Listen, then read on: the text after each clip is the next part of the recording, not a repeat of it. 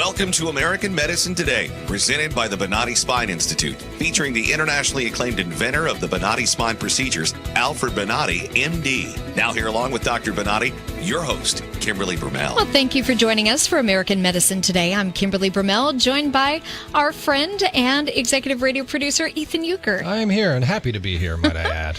So am I. Good. Well, we have a great show lined up today. But before we get to that, I just wanted to give some background. You know, you see on TV sometimes where people talk about their doctors.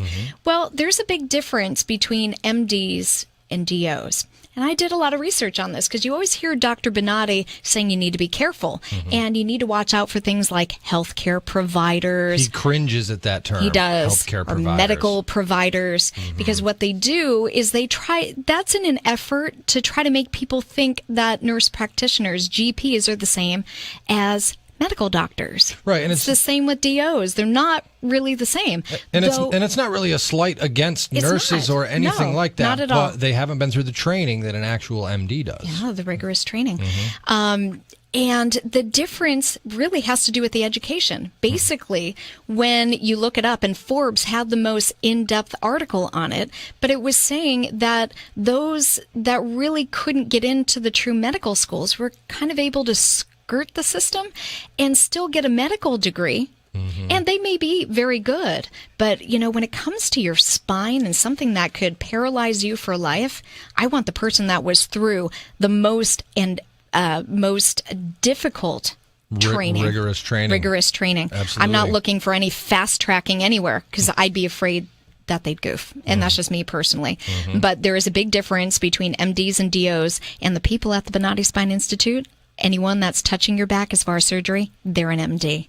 So it's a very important thing to note. Right. And I think the lay people, like myself, I didn't even know what a DO was until I started with you folks. Yes. But there is a world of difference that people aren't aware of. Yes. So like you said, anyone that is working on your spine at the Bonati Spine Institute, MD. Best of the best. Yes. And, you know, that's why Bonati succeeds where others fail, because he was able to get to the root of people's problems.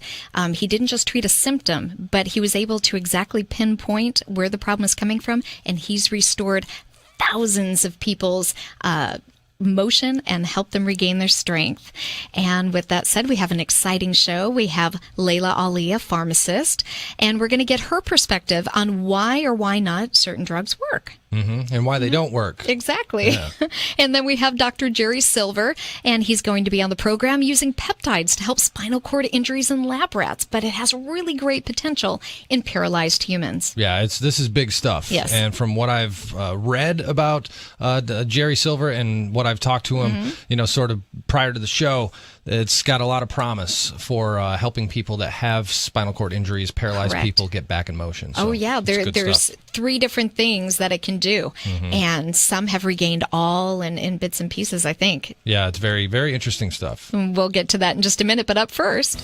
In today's Back to Life segment, we will talk to a patient of the Bonati Spine Institute who went from living a life that was restricted by pain and discomfort through their journey of finding the Bonati Spine Institute and are now living pain-free. Well, it is my pleasure to introduce to you Stu Crayley, and I believe you're calling in from, is it Reading, Pennsylvania?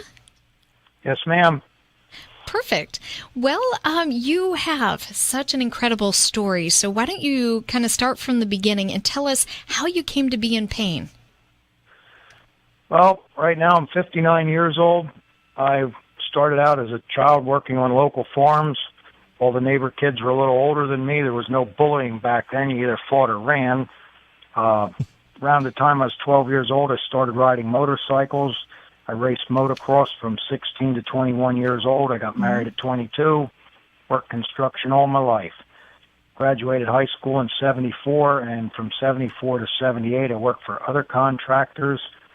I was self-employed from 79 to 85 doing masonry, concrete, block, and brick. Heavy work, heavy labor.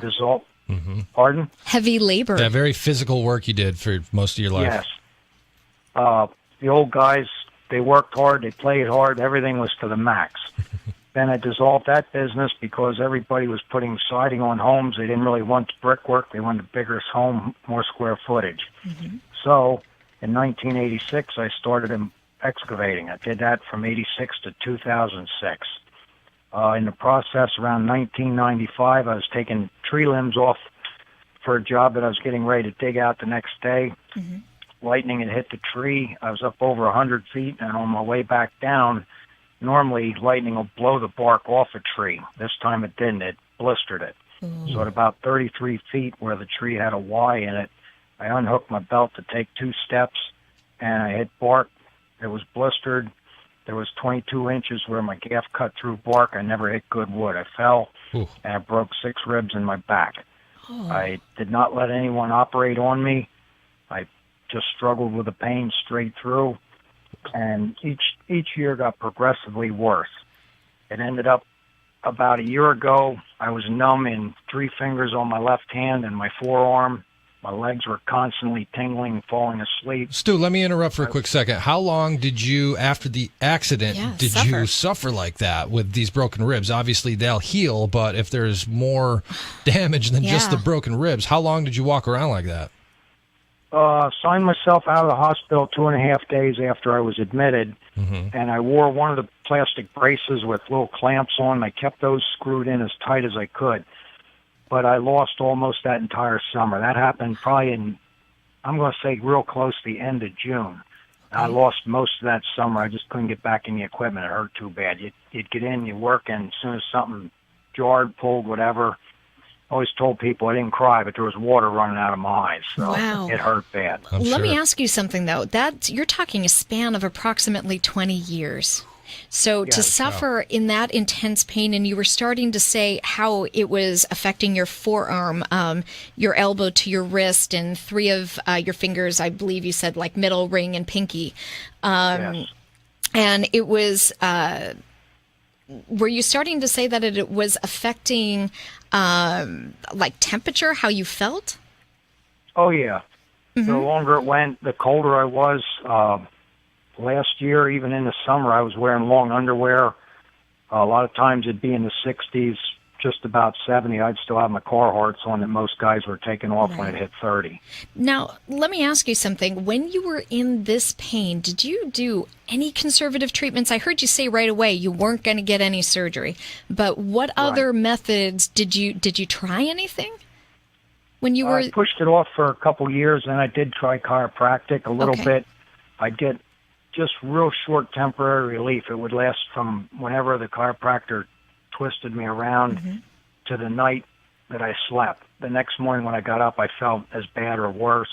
And one time I tried acupuncture, but I couldn't even feel the needles going in or coming out, so that was once and done. I just played with the pain. Now, you're in Pennsylvania, so how is it you heard about the Bonati Spine Institute? I was in a diner one day, and a friend of mine, mutual friend of the other gentleman, he worked on automobiles, crawled around on concrete, and kept getting bent over further and further till I saw him with a walker, and the last time was with a wheelchair. And I didn't see him every week, but the last time went for about 2 months, and when the next time came, he opened the door, walked in first. And I couldn't believe what I was seeing. I asked him what he was on. He said nothing. He said, I went to Florida and got an operation. I wanted to see the scars on his back, and he wasn't cut up. He didn't look like a map for the railroad. So that made you decide, hey, I'm going to give these guys a shot, give them a call. So is that what you did? You called down to Bonati? I'm not real good on computers, but I got my wife and my daughter to find it, and we did a bunch of research, and I still pushed it off about another year and a half, 2 years, and 3 weeks ago is when I went down to Hudson, Florida. Okay. And why don't you explain that process? What was it like when Dr. Bonati took a look at your films and saw you? What was that first evaluation like? I knew there was a mess in there, but I wasn't sure what. He looked at my MRIs and x-rays from up here in Pennsylvania. He told me he could do something. He wasn't sure what. When he had his own done on the first Monday when I was there, looked at him, he said he could do a lot for me. And there was a train wreck there in the middle of my back. I went under his care Tuesday. Immediately I felt relief. I could feel tingling in my fingers. It was starting to leave. And my forearm started to get warm. The whole time he's operating on you, you're conscious, you talk to him. Mm-hmm. I started at 10 o'clock in the morning. I walked out at 2 in the afternoon. Wow. They ask you to walk 40 minutes per day. I'm still doing that. I walk well over my 40 minutes, but they ask you to do that. Mm-hmm. And Thursday they operated again. The following week was on Monday and on Wednesday. So I had a total of 4 operations, 3 on my neck and 1 in between my shoulder blades. When did you first start to feel relief of the pain that brought you in? Immediately while I was still on the operating table, I could feel, it's almost like when you have a thorn in your finger and you finally dig it out. Right. Immediately. Did you think that would ever be the case? No. Yeah, I mean, that must have been kind of shocking, and we hear this time and time again where people feel immediate relief while they're on the table, which is also why the conscious IV sedation is so important, because you can then tell and communicate with the surgeon, that's it, that's the spot, I don't feel pain anymore. You must have been pretty amazed, Stu. Correct. Did you watch? Yes. And also my wife was invited in. She watched on the first operation. It's truly incredible when you take something that small, instead of getting your whole back opened up. The healing time, he says, please don't lift more than 5 pounds, and I'm struggling to stay within that limit. But the longer you can stay with that and leave everything heal, and the fact that he doesn't make the huge cuts, there's less to heal. So Right. I have no pain right now from anything he did.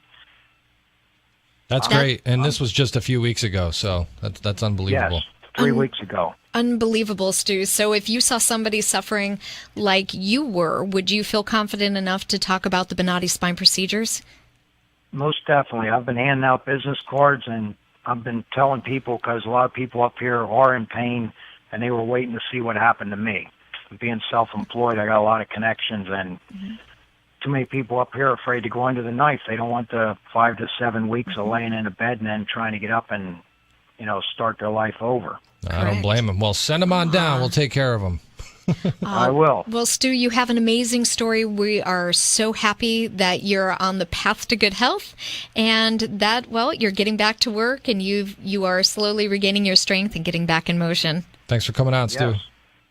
You take care. One Yes. thing I would like to say is a special thanks to Dr. Bonati for looking outside the normal, for all his research and time that he did, the sacrifices both he and his family made for us, and just for what he's given to the general population. I can't say thanks enough. Oh, well, Beautiful. we will pass that along. Thank you so much, Stu. Thanks a lot, Stu. Have a great day, sir. Thanks, you too. All right, Bye. bye-bye. That's exactly why Dr. Bonati does this. He started off in invasive open spine surgery. He saw the high failure rate, and that is why he created the methods and the instrumentation known as the Bonati spine procedure. So nobody else does this. You only get Bonati at Bonati. You'll hear more coming up after the break, but you're listening to American Medicine Today. Stay tuned. Revolutionary in his field, Dr. Bonati created, perfected, and patented the Bonati spine procedures. Using his genius, Bonati invented precise tools necessary to minimize surgery, scarring, anesthesia, and recovery. So successful are the Bonati spine procedures, they consistently reflect over 94% patient satisfaction. 45,000 successful procedures have been performed exclusively at our location. Nearly half our patients suffer from failed back and neck surgeries at other facilities. Bonati succeeds where others fail.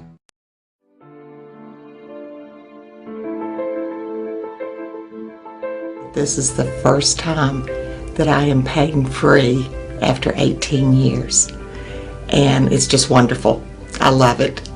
Phenomenal results, no pain whatsoever. My pain is virtually gone, nothing short of a miracle. Those surgeries gave me my life back. Already I feel like a new person. I'm going home new. I can chase my grandbaby now, I can garden, I can cook, and I'm really thrilled. The outcome's been remarkable. I feel 100% better. It's like a miracle. It was phenomenal. It literally did change my life. I was in a wheelchair at that time, and I left here walking. Every single pain that I had when I came here is gone. I'm ready to go home and feel great. This place is great. Thank you. Everything that they said they would do, they have done, and I'm very, very satisfied and happy with those results. I knew in surgery, in fact I told the surgeon when he relieved the pain off the nerve. The pain is gone. I'm feeling wonderful. I have no pain. I feel better than I felt in 4 years from the surgery. It was almost immediate relief. Today I am totally pain-free, which is just amazing. It's fantastic. It definitely works. I mean, I really don't know what else to tell you. I'm happy.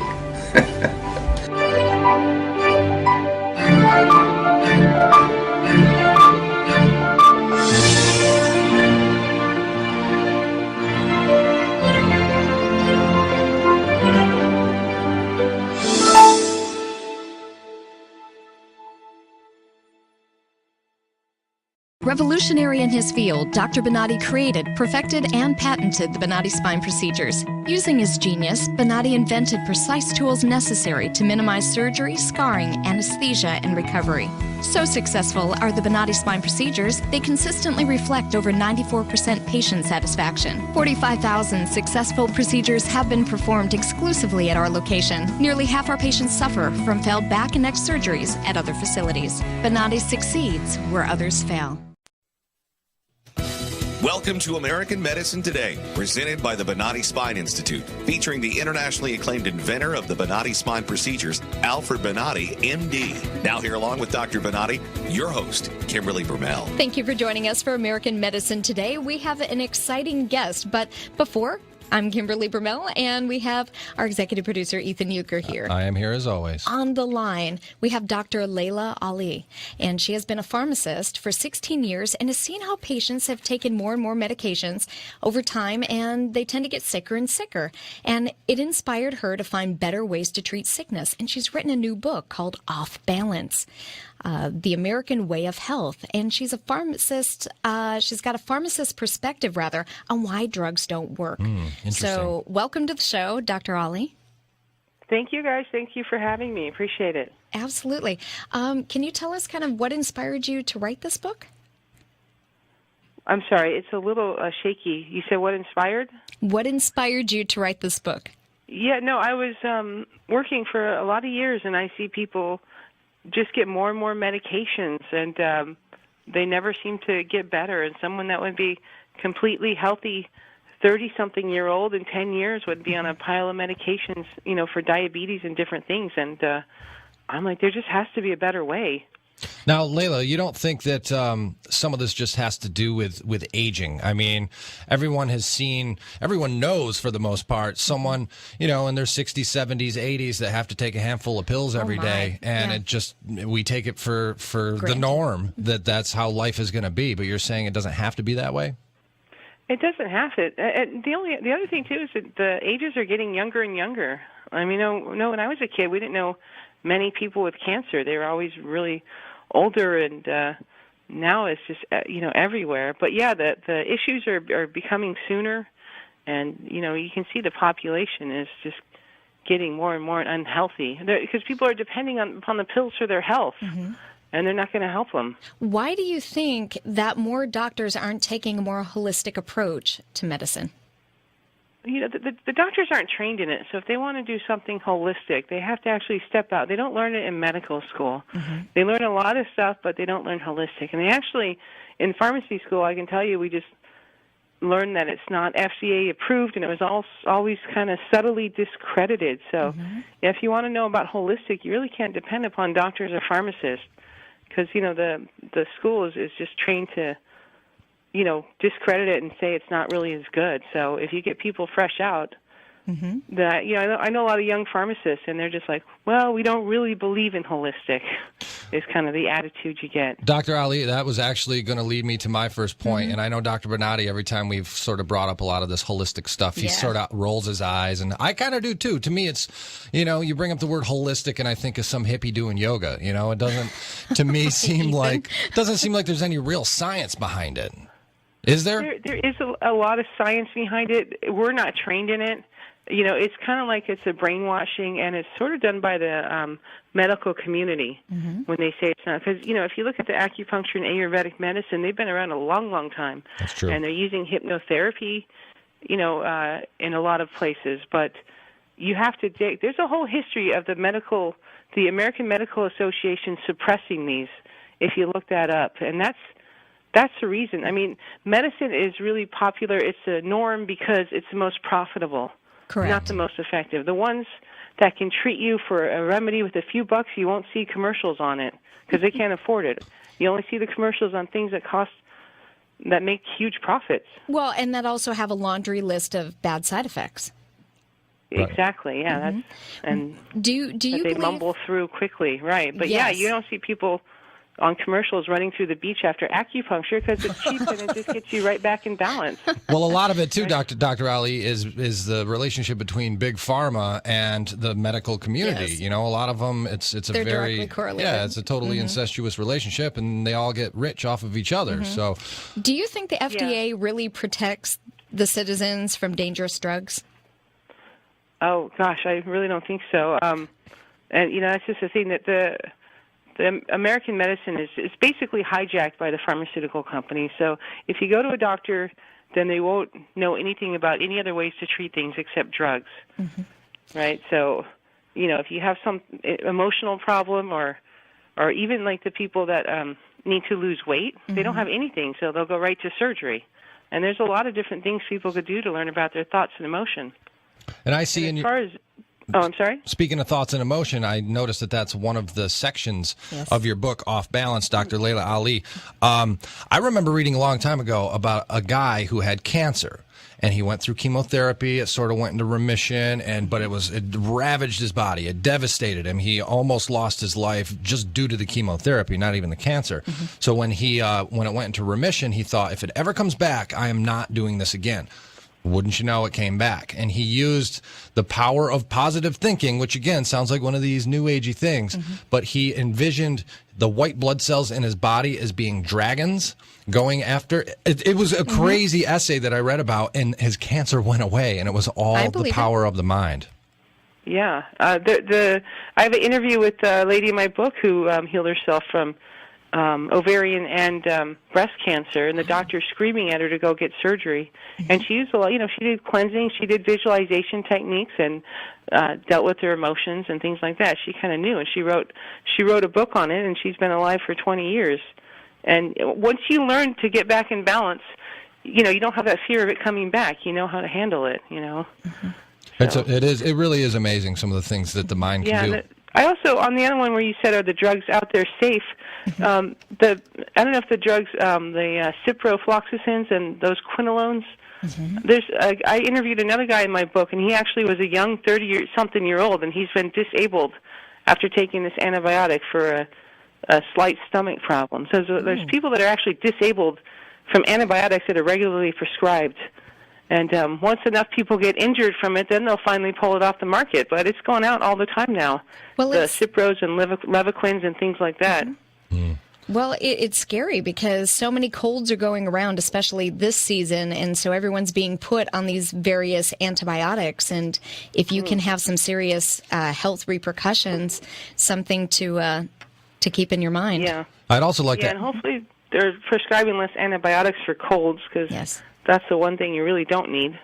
I'd also like to ask you real quick before we let you go, Dr. Ali, why do you think, and this is something Dr. Bonati would like to probably hit upon if he had been here, why do you think the cost of healthcare is so out of control these days? Because if you look at any kind of insurance and stuff, for your car insurance, you pay it and it's for an emergency, right? And now you have people just piling on medications that just dependent. Like if they did the same thing with auto insurance, and you'd be taping up your car every month, and the insurance would cover it. It's like insane. And now that it's mandatory, it's just like the most inefficient system. We have huge healthcare costs and sick people, and now mandatory insurance that's just going to get people on more and more drugs. Which I think it's great that everybody has it for an emergency, but our healthcare system needs an overhaul before it should have been mandated, I think. I think that's absolutely right, and great analogy. Dr. Laila Ali, she is a pharmacist and author of Off Balance, The American Way of Health, a pharmacist's perspective on why drugs don't work. If you want to hear more, you can go to whattodooabouthealth.com. Thank you again for joining us on our program. Thank you. Thanks for having me. Thanks. You're welcome. All right. Well, good stuff. Yeah. Very interesting. Always eye-opening. If you or someone you know is suffering with neck, back, or sciatic pain, they can reach out to the Bonati Spine Institute, 855-267-0483, or visit Bonati.com. Coming up after the break, you'll hear more on American Medicine Today. Revolutionary in his field, Dr. Bonati created, perfected, and patented the Bonati spine procedures. Using his genius, Bonati invented precise tools necessary to minimize surgery, scarring, anesthesia, and recovery. So successful are the Bonati spine procedures, they consistently reflect over 94% patient satisfaction. 45,000 successful procedures have been performed exclusively at our location. Nearly half our patients suffer from failed back and neck surgeries at other facilities. Bonati succeeds where others fail.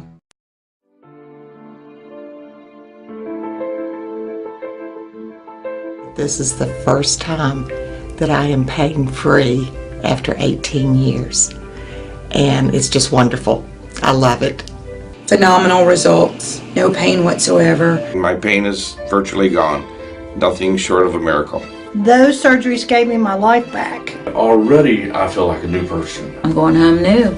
I can chase my grandbaby now. I can garden. I can cook. And I'm really thrilled. The outcome's been remarkable. I feel 100% better. It's like a miracle. It was phenomenal. It literally did change my life. I was in a wheelchair at that time, and I left here walking. Every single pain that I had when I came here is gone. I'm ready to go home and feel great. This place is great. Thank you. Everything that they said they would do, they have done, and I'm very, very satisfied and happy with those results. I knew in surgery, in fact, I told the surgeon when he relieved the pain off the nerve. The pain is gone. I'm feeling wonderful. I have no pain. I feel better than I felt in 4 years from the surgery. It was almost immediate relief. Today I am totally pain-free, which is just amazing. It's fantastic. It definitely works. I mean, I really don't know what else to tell you. I'm happy.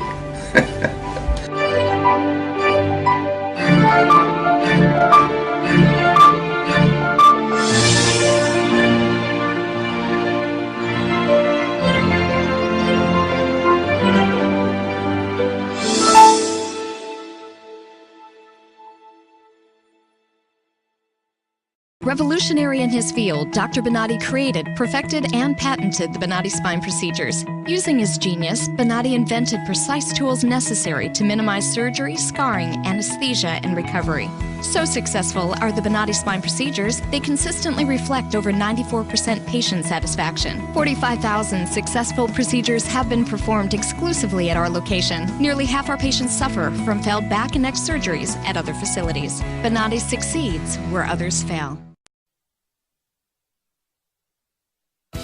Welcome to American Medicine Today, presented by the Bonati Spine Institute, featuring the internationally acclaimed inventor of the Bonati spine procedures, Alfred Bonati, MD. Now here along with Dr. Bonati, your host, Kimberly Brumell. Thank you for joining us for American Medicine Today. I'm Kimberly Brumell, joined by our executive producer and our friend Ethan Euchre. Here I am, in the flesh. Yes. Well, this particular guest is amazing, the technology behind it. We have Dr. Jerry Silver on the line. He's a professor of neurosciences at Case Western Reserve University School of Medicine. And he's here to discuss a chemical compound that they developed which shows great promise in treating spinal cord injuries. And they did a study on 26 animals with spinal cord injuries, and they were able to regain I guess their movement. Some movement. Yeah. Some were able to regain their balance. Urinate, move, or both. 21 of the 26. Amazing. So, welcome to the show, Dr. Silver. How are you? Oh, hi. Hi. So tell us exactly what this research is about, and there's a lot of big words in this study. Peptides, yes. And this and that the layperson like myself doesn't really understand. So can you break it down for us? What is a peptide, and how is it helping treat spinal cord injuries? So first we create a spinal cord injury in our animal model, which is the adult rat. Okay. And that spinal cord injury nearly paralyzes the animals, not totally, not completely, right, but mostly. So there's some sparing in the spinal cord. And so, wait, do you make them say paraplegic or quadriplegic or? They are are paraplegic, but not totally, completely paraplegic. That is, there is some small amount of spared tissue. Okay. So they are almost totally paraplegic, but not quite, and that's important. We don't cut the spinal cord completely. Okay. All the way through. We contuse the spinal cord with a device that leaves some sparing, but the animals are essentially functionally paralyzed. Okay. So there's some. So we don't cut through. We contuse the spinal cord. So put that into. How is this peptide introduced to the animals? Well, you asked. I explained what a peptide is, so I'll do that first. Okay. A peptide is kind of like a little protein.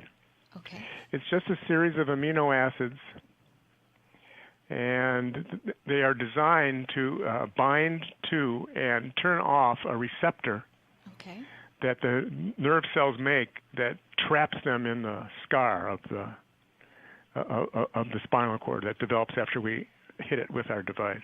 Okay. Yeah. So that's a peptide. To kind of break it down, and how I understood it when I read the study is you've got the spinal cord, you've got the injury site, and then there's scar tissue that forms, which keeps the nerve from getting back to the source. It can't get through that scar tissue. So this peptide allows access for these neurons to get back to the spinal cord?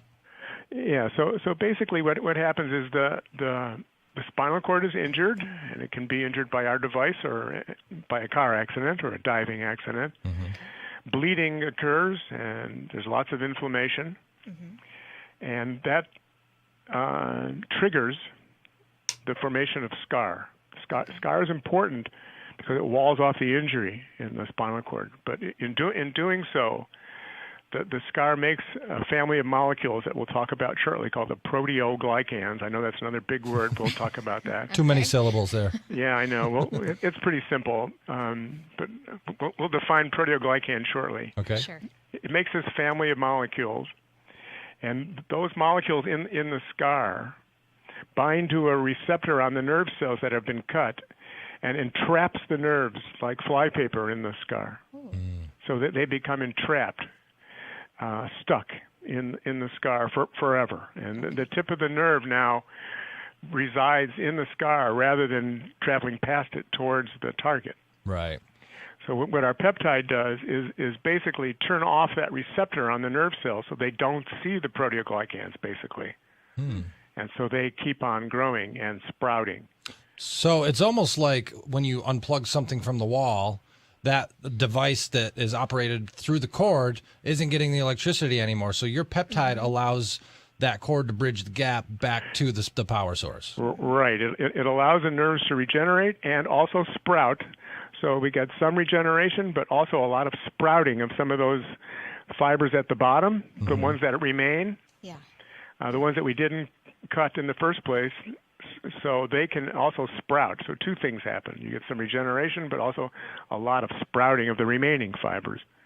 And those two phenomena together allow functional recovery in our animals. And the functional recovery was quite dramatic. So put it into human perspective, what you're seeing in these rats, how would it look in a human being that was paralyzed? Right. So our animals respond in an interesting way to the peptides. They can either walk, or they can grid walk, which is a sensory motor test, or they can urinate. And we test those three behaviors. Some animals could walk beautifully, but they still couldn't urinate or grid walk. Some could grid walk, but couldn't do the other two. Some could urinate and couldn't do the other two. Some animals got two of those three behaviors, and a few animals, 3 out of the 21 that recovered, Unbelievable. could do all 3 behaviors. So you never know what you're going to get back, but when you do, it's fantastic. To someone that's suffering, though, with spinal cord injuries, any one of those would be beneficial to them. Just not even being able to use the restroom and to urinate. Right, yeah. Being able to regain that. People who have paraplegia actually would love to have the ability to urinate, to defecate, and sexual function. That's really actually near the top of their priorities if you're paraplegic. I'm sure. Of course, if you're quadriplegic, breathing is very important, and hand function. Absolutely. And so in a typical person who's paralyzed for a long time, they learn how to get around with their wheelchairs and other devices that they may use, but they really want some of these basic functions back. So crude walking would be fantastic, but the ability to urinate would be fantastic, and certainly some coordination, sensory motor would be fantastic. Any one of those three, I agree, would be really important. Dr. Silver, how far out are we from being able to test this out on humans?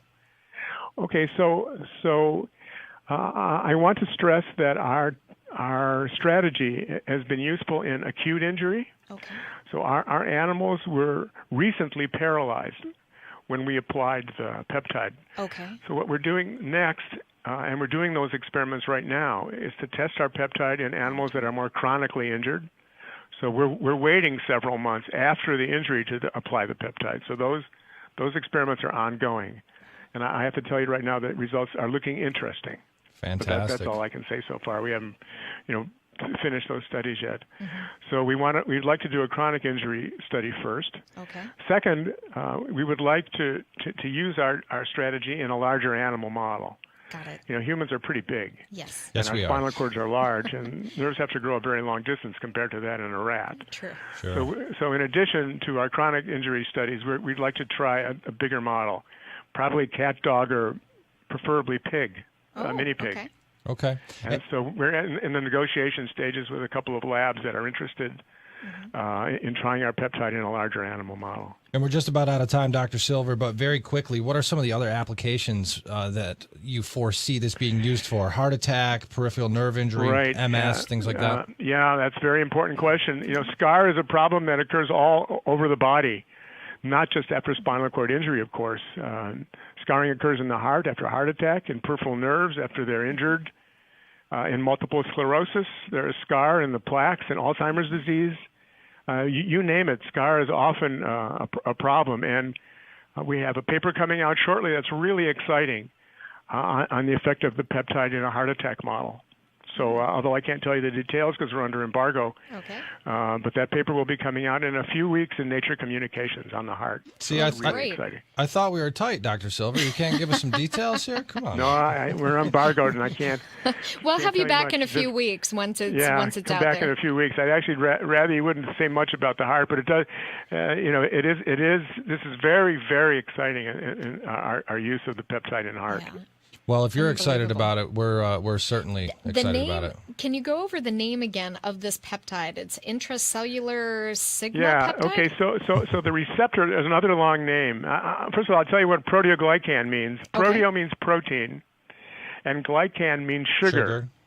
And so these are very sugary proteins, not like sucrose or glucose, sweet sugars, but long chain sugars like sialic acid, slime, snail slime. So these are slimy proteins. Nasty. You've all heard about proteoglycans because if you've gone to GNC or any store and looked up glucosamine or chondroitin, it's all over you can buy them, and people take them to help their arthritis and their joints and who knows what else So that's what a proteoglycan is. So how are these? I mean, if they're helpful in the sense that people actually buy them and take them as supplements and whatever, why are they so destructive when it comes to a spine injury? Well, because taking them by mouth is one thing. It goes probably in one opening and out another. And you have to probably consume enough proteoglycan to equal a great white shark. I'm exaggerating. And there's not a whole lot of evidence that you can eat proteoglycans and have a beneficial effect on cartilage. Okay. On destructive disease in cartilage. But these proteoglycans are stuck right in front of the nerve cells. They're in the scar, and they're incredibly inhibitory. So you're actually like putting almost a patch of it on the scar tissue. How is it being introduced? One more time. So with our peptide called ISP, yes, means intracellular sigma peptide. We discovered the receptor in 2009, and this is a receptor that the nerve cells make to bind to the proteoglycans and stick to them. You can think of this as a kind of a Velcro situation. Sure. Think of the proteoglycans as cloth by themselves, kind of slippery. Sure. But if you have that hook, which is the receptor you can stick right to that cloth and bind like crazy. So what our peptide is doing is, and that hook is called, let's call it sigma for short. It's actually receptor protein tyrosine phosphatase sigma. That's a lot of words. It is. Yes. But what that means is that this receptor is a protein. It works like an enzyme. It's called a phosphatase, and it's one of 3 members of a family. It's the sigma version. But you're not taking it orally, you're injecting it. No, correct? we inject the peptide systemically. The peptide goes into the body, it goes into all the cells all over the body, and it seeks out this receptor, binds to it, and turns it off. Wow. Unbelievable So technology. it's like not being able to see the guardrails on the sides of the road. You just walk right over them. Unbelievable. And that's what our nerve cells are doing. They don't see the proteoglycans. They don't stick to them. It doesn't bother them at all, and they just keep on going. Thank you, Dr. Silver, the professor of neurosciences at Case Western Reserve University School of Medicine. Unbelievable technology. Be in touch with us in a few weeks Keep us when updated. that other the stuff you can't talk about comes out. Yeah, the stuff I can't. Right. All right. You take care. Appreciate Thank you so it, much Doctor. for being on our program. Well, thank you. Have a great day. You're listening to American Medicine Today. Coming up after the break, you'll hear more. Stay tuned. Revolutionary in his field, Dr. Bonati created, perfected, and patented the Bonati spine procedures. Using his genius, Bonati invented precise tools necessary to minimize surgery, scarring, anesthesia, and recovery. So successful are the Bonati spine procedures, they consistently reflect over 94% patient satisfaction. 45,000 successful procedures have been performed exclusively at our location. Nearly half our patients suffer from failed back and neck surgeries at other facilities. Bonati succeeds where others fail.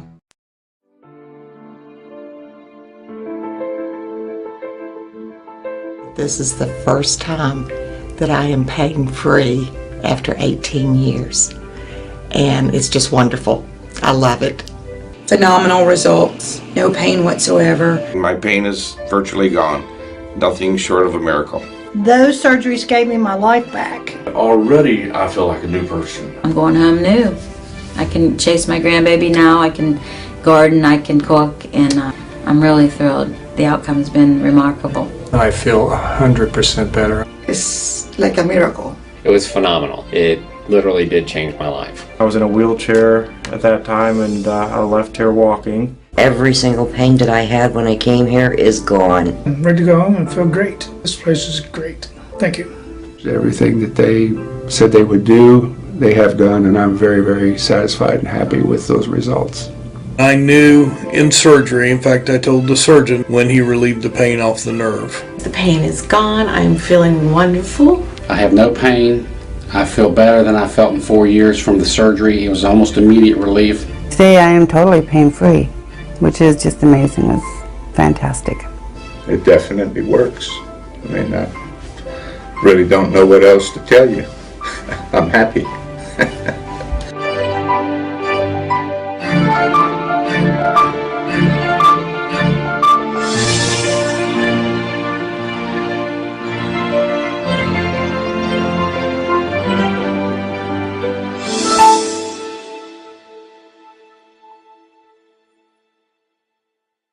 Revolutionary in his field, Dr. Bonati created, perfected, and patented the Bonati spine procedures. Using his genius, Bonati invented precise tools necessary to minimize surgery, scarring, anesthesia, and recovery.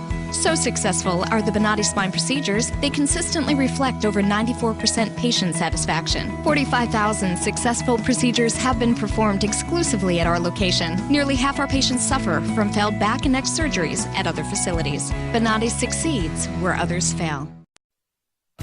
You're listening to American Medicine Today, presented by the Bonati Spine Institute, featuring the internationally acclaimed inventor of the Bonati spine procedures, Alfred Bonati, MD. Once again, here are Dr. Bonati and your host, Kimberly Brumell. Thank you for still listening to American Medicine Today. I'm Kimberly Brumell, joined by our executive radio producer, Ethan Euchre. I am here, as always. And we have world-renowned orthopedic surgeon, Dr. Alfred Bonati. Thanks for joining us. Good morning.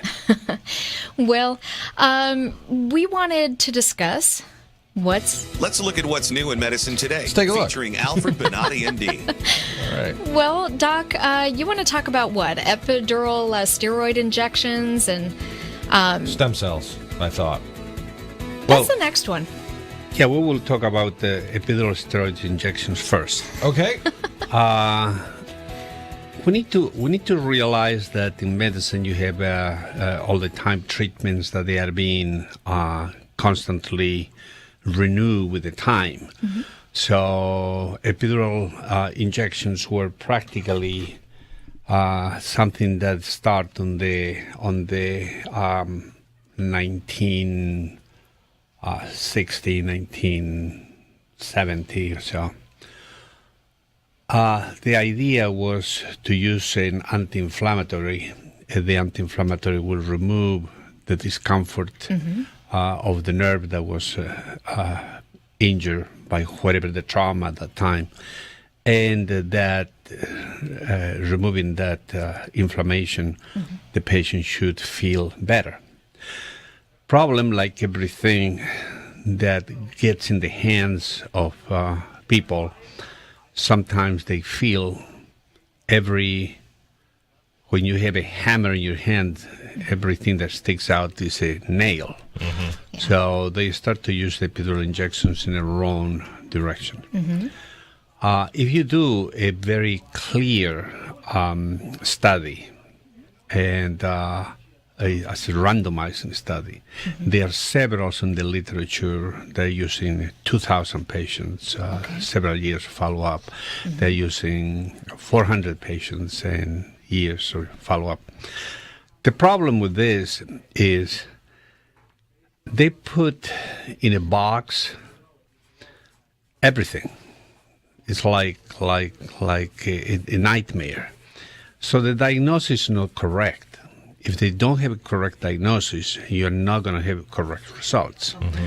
So when you have, for example, an individual with a sciatica, and a sciatic pain is due to a minor trauma, an epidural injection, I think, will be very effective. But when you have a situation that has a pathology, and that pathology is more important, for example, a pathology associated with spinal stenosis, a pathology associated with stenosis of the central canal, or stenosis of the root nerve canal, or when you have osteophytes. Osteophytes are being talked to the people like spurs. Okay. Or when you have a bulging discs, or you have a herniated discs, the injections of steroids are detrimental. Mm-hmm.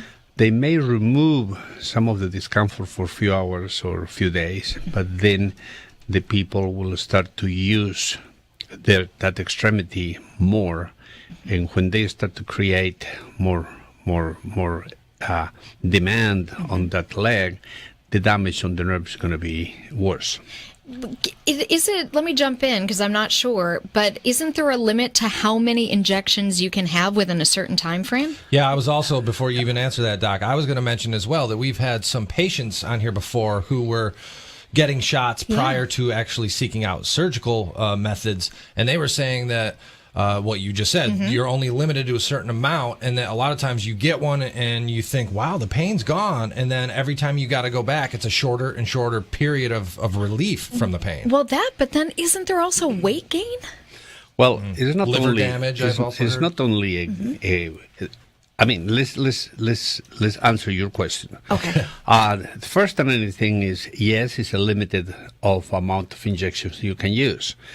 Because if you extend the injections after a certain point, then you can start to create some osteoporosis. And that osteoporosis is affecting primarily the joints of the hip. So you can have a damage associated with an intensive treatment of steroids on the hips. So that is one of the things why they limited the injections. Sure. And it's true also, like Eden was saying, that the first injection is fantastic because the inflammation goes. the patient feels that that is the answer. In around 2 weeks, the pain starts coming back, goes back to a doctor, give him another shot. The reaction is not so good. So they go to a doctor and say, why did you give me this time? Because the last time was so good, and this time didn't work. Right. And if you go for third time, it doesn't work at all. And what is that? Just a tolerance build up, or no? Because the first injection is good because you remove the inflammation.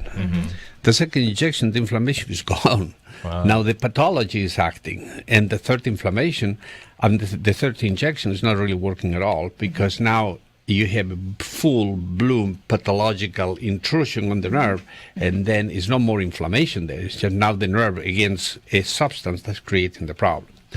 So what you need to do, the studies are, you cannot use these injections for everything. You need to be specific. What are you using for? Sure. And the next thing is, if you have stenosis, the injections don't work at all. Really? Yeah. Then the only thing they're going to do is cripple the nerve more and create muscle problems and create situations of gain weight and create situations of pains that don't go away. And you damage the nerve more. And if you are going to treat these patients, you need to analyze what is the best diagnosis, what is the diagnosis, what's the best treatment for that diagnosis. Around 80% of the problems on the spine are mechanical. So you cannot treat the mechanical problem with an injection. So the solution is surgery. Yeah. Well, and when I first saw the study, knowing that you were going to talk about it, Doc, I actually tried to get someone to come on the program. A couple of times, and every time they declined, politely declined, but I think they kind of knew that what we're doing with these injections doesn't really work, and people are starting to catch on that it doesn't work, and they probably thought you were going to rip them apart, so they declined. But that's what I think. But this isn't just your thoughts. It's from Medicine Net. We also have some of these from the Mayo Clinic. Also Reuters. Little feedback there. Wow. But needless to say. Yep. We got a bunch of sources here. We certainly do. Yep. So it's not just conjecture on Doc's part. Well, absolutely. Well, that about wraps up the program. You've been listening to American Medicine Today. You can catch us next week. Also, make sure to stay tuned and look for us on the weekends on Bloomberg and also here locally, WFTS ABC 28, Saturdays at 7. Revolutionary in his field, Dr. Bonatti created, perfected, and patented the Bonatti spine procedures. Using his genius, Bonatti invented precise tools necessary to minimize surgery, scarring, anesthesia, and recovery. So successful are the Bonatti spine procedures, they consistently reflect over 94% patient satisfaction. 45,000 successful procedures have been performed exclusively at our location. Nearly half our patients suffer from failed back and neck surgeries at other facilities. Bonatti succeeds where others fail.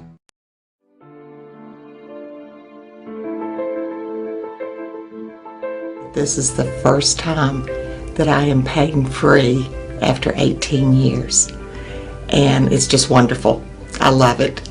Phenomenal results. No pain whatsoever. My pain is virtually gone. Nothing short of a miracle.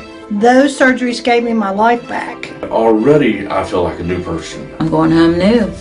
I can chase my grandbaby now. I can garden. I can cook. And I'm really thrilled. The outcome has been remarkable. I feel 100% better. It's like a miracle. It was phenomenal. It literally did change my life. I was in a wheelchair at that time, and I left here walking. Every single pain that I had when I came here is gone. I'm ready to go home and feel great. This place is great. Thank you. Everything that they said they would do, they have done, and I'm very, very satisfied and happy with those results. I knew in surgery, in fact, I told the surgeon when he relieved the pain off the nerve. The pain is gone. I'm feeling wonderful. I have no pain. I feel better than I felt in 4 years from the surgery. It was almost immediate relief. Today I am totally pain-free, which is just amazing. It's fantastic. It definitely works. I mean, I really don't know what else to tell you. I'm happy.